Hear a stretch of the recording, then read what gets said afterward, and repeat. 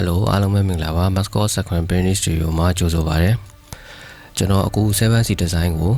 လက်တွေ့တစ်စိတ်ရိုက်ပြမှာပဲဖြစ်ပါတယ်ဒီနေရာမှာကျွန်တော်အသုံးပြုတဲ့နည်းစနစ်က Pin Registration System ကိုအသုံးပြုပါတယ်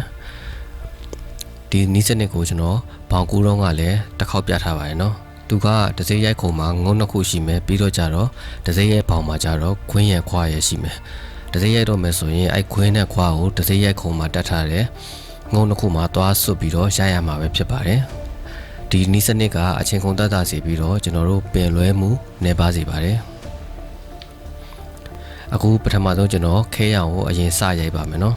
ဒီတစ်စိတ်မရိုက်ခင်မှာအရင်ဆုံးကကျွန်တော်တို့ flow stroke အရင်စလုပ်ပေးရပါမယ် flow stroke ဆိုတာကတော့ဆေးမရိုက်ခင်မှာဆေးကိုအရင်ဆုံးဖြန့်ခင်းတဲ့ပုံစံပဲဖြစ်ပါတယ်ဒီ flow stroke လုပ်ပြီးကကြာမှကျွန်တော်တို့ print stroke ကိုလုပ်ရပါမယ်ဒီ print stroke ဆိုတာကတော့ကျွန်တော်တို့ t-shirt ပေါ်ကိုစေးတကယ်ရိုက်ချတဲ့ပုံစံပဲဖြစ်ပါတယ်ဒီအစစ်နှစ်ခုကိုကျွန်တော်တို့အချိုးကျအောင်လှုပ်ဆောင်မှသာစေးသားတွေကလှပမှာဖြစ်ပါတယ်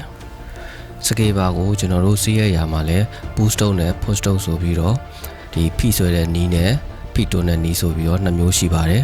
အခုကျွန်တော်အသုံးပြုပြီးရိုက်သွားတာကတော့ push stone ဖိတွန်းတဲ့နီးစနစ်ဖြစ်ပါတယ်ဒီနေရာမှာကျွန်တော်တို့စကေပါကို45ဒီဂရီစောင်းပြီးဖြည်းဖြည်းမှန်မှန်တွန်းပြီးတော့ကျွန်တော်တွန်းထုတ်ပါတယ်နော်ဒီလိုတွန်းထုတ်တဲ့နေရာမှာလဲအောက်ကဆေးကိုကျွန်တော်ပြောင်းအောင်တွန်းထုတ်ပေးရမှာဖြစ်ပါတယ်ကျွန်တော်တို့ဆေးရိုက်ပြီးပြီဆိုရင်ဆေးကို6အောင်လို့ဟီကန်နဲ့အပူပေးပါမယ်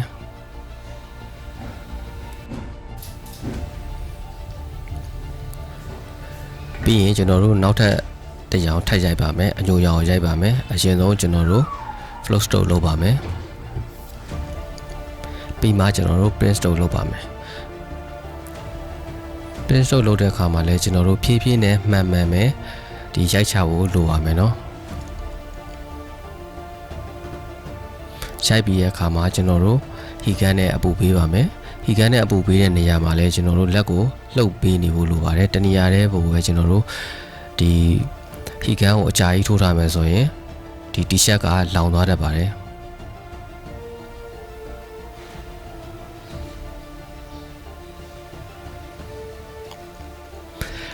ဒီနေရာမှာကျွန်တော်ကဒီခဲရောင်ကိုအယောင်ကြိုက်လို့ကျွန်တော်နှစ်ခါမရိုက်ဘူးเนาะဒီကောင်ကြတော့ကျွန်တော်ကပထမတစ်ယောင်ရိုက်တော့အယောင်မှိန်နေတယ်အဲအကြောင်းကျွန်တော်ကနောက်ထပ်တကုတ်ထပ်ပြီးတော့တင်ပါတယ်နောက်တကုတ်တင်တော့ကြာအယောင်ကတောက်လာတယ်เนาะပြီးတော့ကျတော့စေးသားလည်းပို့ပြီးတော့ညီသွားတယ်တကယ်ကတော့ကျွန်တော်ကခဲရောင်ကိုဘာလို့နှစ်ခေါက်မရိုက်တာတော့ဆိုတော့ခဲရောင်ကကျွန်တော်ကဒီသူ့ရဲ့အနက်ရောင်ပါတဲ့နေရာကိုပဲတီးသန့်လိုချင်တာဖြစ်တဲ့အတွက်အခဲရောင်ကိုထပ်မရိုက်ခြင်းဖြစ်ပါတယ်ပြီးရင်ကျွန်တော်တို့အပြာကိုဆက်ရိုက်မယ်နော်ကျွန်တော်တို့ဘယ်ဘောင်ရိုက်ပါအရင်ဆုံးကျွန်တော်တို့ flow stroke လုပ်မယ်ပြီးကကြမှာ print stroke လုပ်မယ်နော်လုပ်တဲ့အခါမှာလည်းဖြည်းဖြည်းနဲ့မှန်မှန်ကျွန်တော်တို့တွန်းပြီးတော့ထုတ်ပေးဖို့လိုပါတယ်ကျွန်တော်တို့တစ်စိတ်ရိုက်တဲ့ဆိုတာကအလုပ်တစ်ခုတည်းကိုပဲအကျဉ်းချင်းလုပ်နေရတာမျိုးဖြစ်ပါတယ်အဲ့ဒီအတွက်အစာပိုင်းမှာခက်ခဲပေမဲ့နောက်ပိုင်းမှာဆိုရင်ဒါတွေကိုပဲစင်ဆက်မပြတ်လုပ်နေရတာမလို့သူ့လိုကြွချင်လာမှာပဲဖြစ်ပါတယ်ပေါင်ကူးတာဆိုရင်လည်းဒီချိန်ဒီနီးအတိုင်းပဲအကျဉ်းချင်းပေါင်ကူးရမှာဖြစ်ပါတယ်ဆေးရတာဆိုရင်လည်းဒီဆွဲနီးဒီတိုးနီးအတိုင်းပဲအကျဉ်းများစွာကျွန်တော်တို့ရိုက်နှိပ်ပေးရမှာပဲဖြစ်ပါတယ်အဲ့တော့ကျွန်တော်တို့အစာပိုင်းမှာစက်တိုက်လေ့ကျင့်မှုပဲလိုတာပါဒီနောက်ပိုင်းဆိုရင်သူ့လိုကျွမ်းကျင်အဆင့်ကိုရောက်မှာပဲဖြစ်ပါတယ်ဒီနေရာမှာကျွန်တော်တို့အချိန်ကြာလဲမကျွမ်းကျင်သေးတဲ့လူတွေရှိတယ်လို့ပြောကြရှိပါတယ်သူတို့ကသူတို့လုပ်ကိုမကျွမ်းကျင်တာမဟုတ်ပါဘူးဒီနီးစနစ်အမားကိုအချိန်ကြီးလုံးမိနေတဲ့အတွက်ဒါ quality ဘိုင်းမှာလျော့နေနေတာဖြစ်ပါတယ်ကျွန်တော်တို့ဆေးရရာမှာအရေးကြီးတာတွေကအရင်ဆုံးကျွန်တော်တို့ flow stroke အရင်လုပ်မယ်ပြီးမှ print stroke နဲ့ t-shirt ပေါ်ကိုဆေးရိုက်မယ်ဆေးရရာမှာစကေပါကို45ဒီဂရီစောင်းပြီးတော့ဖြည်းဖြည်းနဲ့မှန်မှန်ရိုက်ဖို့လိုပါမယ်နောက်တစ်ခုကကြတော့ကျွန်တော်တို့ဖိအားကိုအရင်မများဘဲနဲ့ဆေးပြောင်ရုံလောက်သာအားထည့်ပြီးတော့တွန်းမယ်နောက်တစ်ခုကကြတော့ဒီတစ်ခါနဲ့ဆေးမပိတ်သေးရင်ဒါမှမဟုတ်အယောင်မကြိုက်သေးရင်နောက်တစ်ခါပြန်ရိုက်မယ်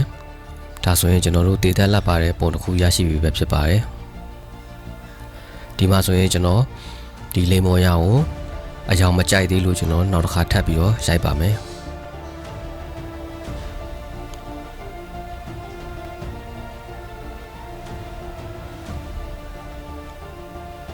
တွေ့လားနောက်တစ်ခါရိုက်တဲ့အခါမှာလိမ်မော်ရောင်လေးကတောက်ပြီးတော့ဆေးပိတ်ပြီးတော့အယောင်လှလာတယ်နော်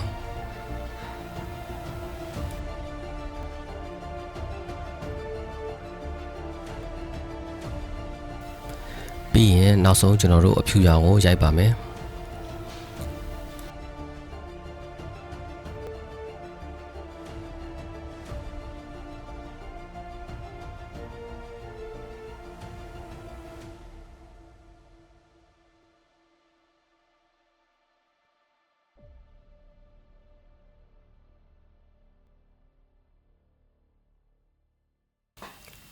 ဒါဆိုရင်တော့ကျွန်တော်တို့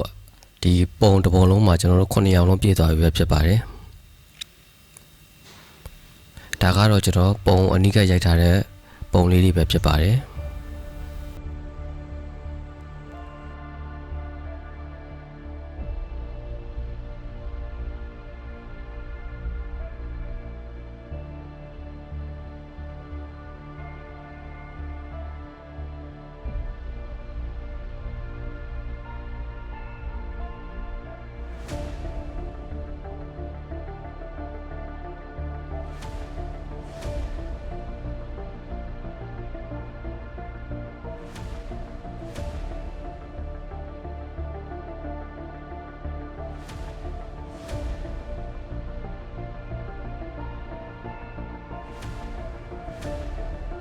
အဲ့ဒါဆိုရင်ကျွန်တော်တို့အရင်သင်ခန်းစာတွေရောအခုသင်ခန်းစာတွေရောပေါင်းပြီးတော့